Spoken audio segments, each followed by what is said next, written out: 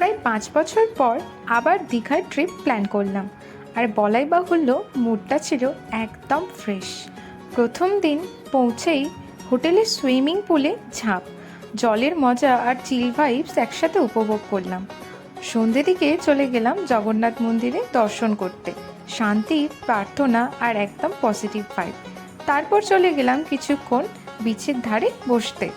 পরের দিন সকালবেলা গরম গরম কমপ্লিমেন্টারি ব্রেকফাস্ট খেয়ে রওনা হলাম উদয়পুরের পথে। সেখানে নৌকা ভ্রমণ আর মাঝ সমুদ্রে গিয়ে ঢেউয়ের শব্দ শোনা একেবারে অন্যরকম ফিলিং। বিচের ধারে আসতে গিয়ে প্রায় ভিজেই গেছিলাম। বিকালের দিকে গেলাম মোহনা ঘুরতে।